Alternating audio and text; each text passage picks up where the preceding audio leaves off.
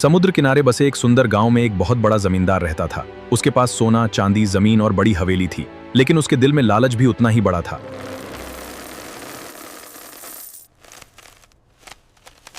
एक दिन जमींदार अपनी हवेली में बैठा धन का हिसाब कर रहा था। तभी उसका पुराना और विश्वसनीय मित्र उससे मिलने आया। राम राम मेरे दोस्त। अरे मेरे प्रिय मित्र, आओ आओ। मैं तुम्हारे लिए एक बड़ी खबर लाया हूँ। हाँ, अलीबाग के जंगल में एक चमत्कारी साधु महाराज आए हुए हैं। क्यों ना हम उनसे मिलने चले? हाँ जरूर। अगले दिन दोनों अलीबाग के जंगल पहुंचे और साधु महाराज को प्रणाम किया।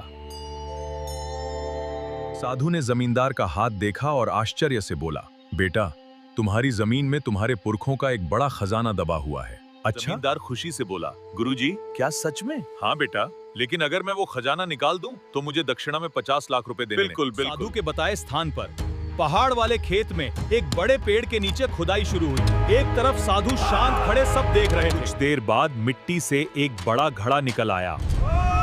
जमींदार खुशी से झूम उठा।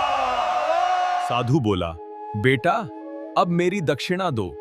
जमींदार ने खुशी खुशी 50 लाख रुपए साधु को दे दिए। अगले दिन पूजा के बाद जब जमींदार ने घड़ा खोला तो उसके पैरों तले जमीन खिसक गई। अंदर हीरे मोती नहीं, सिर्फ पीतल था। जमींदार को अपनी गलती समझ आई। लालच में आकर उसने बिना सोचे समझे साधु की बात मान ली और अपना धन भी खो दिया। इसलिए कहते हैं, लालच इंसान की बुद्धि को अंधा कर देता है। जो बिना सोचे समझे लालच में पड़ता है वो अंत में पछताता ही है।